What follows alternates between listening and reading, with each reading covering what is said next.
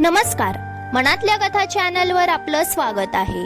आपण ऐकत आहात वेड हे प्रेमाचे भाग 35. गेल्या भागात आपण पाहिले की अमृता विराजला फोनवर जे काही बोलते त्यामुळे तो टेन्शन मध्ये येतो आणि आई बाबा यासाठी तयार होतील का हा विचार करतो. नक्की अमृता विराजला काय म्हणाली पाहूया या भागात. अमृता म्हणाली, विराज, मी तुला खूप दिवसापासून बोलायचा विचार करते आहे, पण आई मला बोलूच देत नव्हती. विराज म्हणाला, नक्की काय बोलायचं आहे अमृता? जे काही असेल ते बोल. अमृता म्हणाली, विराज, हे बघ, आपल्या लग्नाची तारीख जवळ येत आहे आणि मला असं वाटतं की खूप थाटामाटात लग्न करणं, पैसा पाणी खर्च करून लग्न करण्यापेक्षा आपण ते पैसे आपल्या आयुष्यासाठी जपून ठेवायला पाहिजेत. लग्न फक्त एक दिवसाचं असतं आणि त्यासाठी इतका पैसा खर्च करणं माझ्या मनाला पटत नाही. विराज म्हणाला, खरं तर तू बरोबर बोलते आहेस, पण आई बाबा तयार होतील का? अमृता म्हणाली, एकदा तू आई बाबांशी बोलून बघ, मला वाटतं ते तयार होतील. आपण आपल्या लग्नामध्ये जवळच्या माणसांना बोलावूया. मी तुला तेव्हाच सांगणार होते, पण आई म्हणाली, आधीच तू अड घातली आहेस, लग्नानंतर बहिणीला आणि आईला सुद्धा बघणार, हेच त्यांनी मान्य केले आणि वरून लग्न त्यांना थाटामाटात करायचे असल्यास असं बोलून तू त्यांना नाराज करू नको. माझं मन मानलं नाही विराज, जे मला पटत नाही ते मी करत नाही. अमृता, खरं तर तू बरोबर बोलते आहेस, माझ्या डोक्यात हे कसं आलं नाही माहित नाही, पण आई बाबा तयार होतील का हे आपल्याला बघावं लागेल. अमृता म्हणाली, बघ एकदा बोलून, तयार झाले तर ठीक, नाही तर जे चाललंय ते चालू दे. विराज म्हणाला, ठीक आहे, मी एकदा आई बाबांच्या कानावर घालतो. खरं तर अमृता जे बोलत होती ते योग्यच होतं. इतका सारा पैसा खर्च करणं तिच्या मनाला पटतच नव्हतं.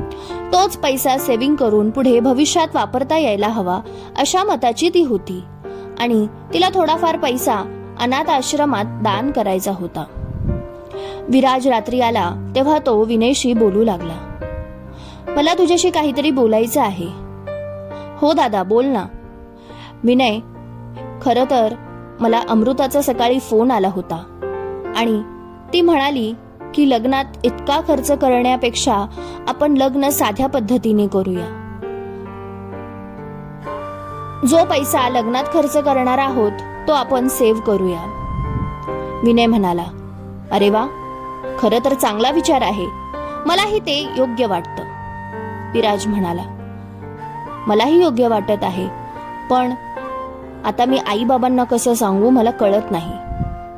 दादा, काय हे इतका का विचार करतो आहेस? तुझ्या मनावर दडपण आलेलं दिसतंय बघ. आता असे अनेक प्रसंग येतील जिथे तुला अमृता वहिनी काय बोलते आहे, कशासाठी बोलते आहे हे सारं आई बाबांना कळवावे लागणार आणि तू आतापासून जर असा राहिला तर मग पुढे कसं होणार? विराज म्हणाला, तू बरोबर बोलतोय विनय, पण आई बाबा किती खुश आहेत. त्यांना लग्न थाटामाटात करावं असं वाटतंय. सकाळीच बाबा म्हणत होते उद्या आपल्याला तयारी करायला जायची आहे. विनय म्हणाला, दादा ठीक आहे ना, पण बघ, मलाही असं वाटतं अमृता वहिनीचं बरोबर आहे. हाऊस करण्यापेक्षा लग्न थाटामाटात करण्याच्या नादात आपण लाखो रुपये एका दिवसातच खर्च करतो. तरीही जर प्रॅक्टिकल विचार केला तर तो पैसा आपण आपल्या भविष्यासाठी, चांगल्या कामासाठी किंवा आपल्याला जेव्हा गरज असेल तेव्हा वापरू शकतो ना. सगळं पटत होतं, पण आता आई बाबांना कसं बोलावं हे त्याला समजत नव्हतं. विराजला दडपण आलं होतं हे विनयने पाहिले. तो म्हणाला, चल दादा, तू माझ्यासोबत, आपण दोघे आईबाबांशी बोलूया. विराजला धीर आला. दोघे सोबत निघाले. विनय म्हणाला, आई बाबा, दादाला तुमच्याशी काहीतरी महत्वाचं बोलायचं आहे. विराज जरा अडखळतच होता. त्याला कसं बोलावं, काय बोलावं सुचत नव्हतं. विनयने त्याला धीर दिला आणि म्हणाला, दादा बोल. विराज बोलू लागला, आई बाबा, अमृताचा सकाळी फोन आला होता. खरं तर ती बोलणार नव्हती, पण तिला पटलं नाही म्हणून ती बोलली आणि तिचं म्हणणं मलाही पटलं आहे. बाबा म्हणाले, विराज, जे आहे ते स्पष्ट सांग. विराज बोलू लागला, आई बाबा, लग्नाची तयारी होत आहे आणि अगदी थाटामाटात लग्न न करता आपण साध्या पद्धतीने मोजक्या माणसात लग्न करू शकतो. इतका खर्च करण्यापेक्षा तो पैसा भविष्यासाठी वापरू शकतो, असं अमृताचं म्हणणं आहे आणि माझंही. मलाही ते पटलं आहे. आई बाबांकडे पाहत म्हणाली, विराज, पहिलं लग्न आहे घरातलं आणि असं साध्या पद्धतीने. आईला खरं तर पटत नव्हते. बाबा म्हणाले, खरं तर अमृता जे बोलत आहे ते योग्यच आहे. बाबांना बोलणं पटलं म्हटल्यावर ते आईलाही समजावून सांगणारच होते. आई म्हणाली, मला तर पटतच नाही. बघ, माझी तर खूप हौस आहे. बाबा म्हणाले, महत्वाचं काय आहे? विराज आणि अमृताचं लग्न. जरी ते साध्या पद्धतीने पार पडलं तरी हरकत काय आहे? आणि मलाही पटतंय, आपल्या जवळच्या नातेवाईकांना बोलावून लग्न करावं. विराज, आपण तसंच करूया. हे ऐकून विराज खुश झाला. त्याच्याही मनासारखं झालं होतं. थँक्यू बाबा, मला वाटलंच होतं तुम्ही समजून घ्याल. आई थोडी नाराज होती. हे असं अचानक लग्न तोंडावर आलं असताना निर्णय बदलला ते तिला पटलं नव्हतं. पण तरीही विराज खुश आहे, ते तिला महत्वाचं होतं. असो, मुलांच्या मनासारखं होत आहे, ते खुश आहेत, हे तिच्यासाठी महत्वाचं होतं. विराज आणि विनय रूमवर येऊन गप्पा मारू लागले. विराज विनयला थँक्स म्हणाला. दादा, थँक्स कशासाठी? विराज म्हणाला, माहित नाही विनय, मला इतकं जड जात होतं बोलायला. काय माहित कसलं दडपण आलं होतं. आणि हाही विचार येत होता, आई बाबा अमृताविषयी काय विचार करतील. तुझ्यामुळे मला धीर मिळाला. विनय हसला आणि म्हणाला, दादा, होतं असं. आता खरं तर तुझी परीक्षा सुरू होणार आहे. विराज म्हणाला, हो, खऱ्या अर्थाने परीक्षा सुरू झाली. आई खरं तर नाराजच होती. बाबा म्हणाले म्हणून ती तयार झाली. विनय म्हणाला, हो. आईचा चेहरा पडला होता. दादा, आईला तुझं लग्न थाटामाटात करायचं होतं. विनय म्हणाला, आईलाही कळतं, ती समजून घेईल. विराज गंभीर झालेला पाहून तो त्याला चिडवण्याच्या हेतूने म्हणाला, बघ दादा, आता तर सासू सुनेची जुगलबंदी होणार आणि तुझा सँडविच होणार. विराज म्हणाला, गप्प बस, काय पण बोलू नको. दादा, असंच असतं, एकदा लग्न झालं ना सासू सुनेमध्ये महाभारत सुरू होते. विराज म्हणाला, असं काही नाही. माझी आई तशी नाही आणि अमृताही, दोघी छान राहतील. हो रे दादा, मी तर गंमत करत होतो. बरं ठीक आहे, मी अमृताशी बोलून घेतो, असं म्हणत विराज रूम मधून निघून गेला. इथे विनयला प्रियाची आठवण येऊ लागली. तो पुन्हा विचार करू लागला, जर प्रियाने तिच्या वडिलांना सांगितलं असतं तर आज तिच्या आणि विनयच्या लग्नाची बोलणी सुरू असती. त्याला प्रियाशी बोलू वाटत होतं. त्याने स्वतःला खूप रोखलं. सतत डोक्यात येत होतं, कॉल करून प्रियाशी बोलून घ्यावं किंवा मेसेज तरी करावा. पण त्याने काहीच केलं नाही.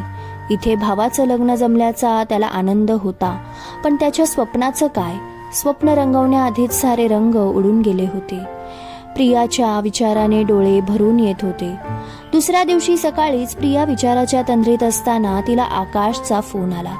हॅलो प्रिया, गुड मॉर्निंग, कशी आहेस? हो, मी बरी आहे. तू कसा आहेस? I am good. बरं, आज आपण शॉपिंगसाठी जाऊयात का? प्रियाची अजिबात इच्छा नव्हती. ती म्हणाली, नको, नंतर केव्हा तरी जाऊया. आकाश म्हणाला, प्रिया, आता शॉपिंग नाही केली तर नंतर फार घाई गडबड होईल. प्रिया विचार करत होती, जाऊ की नको. तितक्यात आई आली आणि त्या दोघांचं बोलणं ऐकू लागले. आई तिला म्हणाली, आकाश बरोबर बोलतो आहे प्रिया, आजच जाऊन शॉपिंग करा, नाहीतर नंतर धावपळ होईल. प्रियाने होकार दिला. ठरल्याप्रमाणे आकाश तिला न्यायला आला. दोघेही शॉपिंगला गेले. आकाश प्रियासाठी डिझायनर साडी काढत होता. प्रिया मात्र इतकी खुश नव्हती. आकाश, तुला हवं ते घे. प्रिया, माझी इच्छा आहे तुझ्या मनासारखं व्हावं.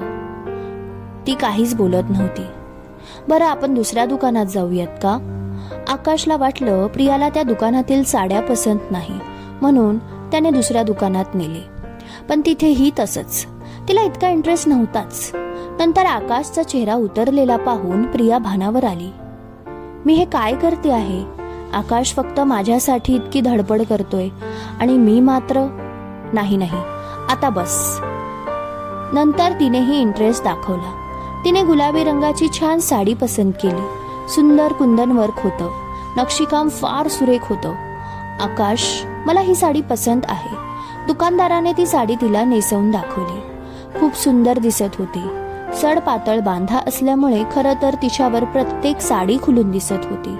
पण तिने जी साडी सिलेक्ट केली होती ती अजूनच सुंदर होती. आकाशला देखील ती साडी आवडली. आता त्यावर मॅचिंग दागिने घेऊया म्हणून आकाश पाठी पडला.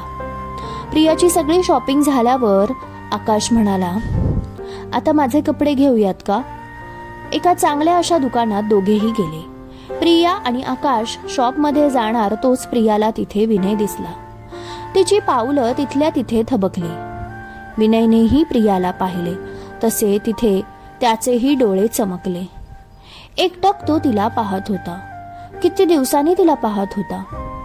कितीही इच्छा असली तरी देखील तो तिच्याशी बोलू शकत नव्हता. तिचं जवळपास असणं त्याच्यासाठी सुखावह होतं. प्रियाचे आणि विनयचे हृदय जोरजोरात धडधडत होते. अशी भेट होईल वाटलं देखील नव्हतं. दोघेही एकमेकांना अनोळखी असल्यासारखे दाखवत होते. खरंच ही भेट अनपेक्षित होती.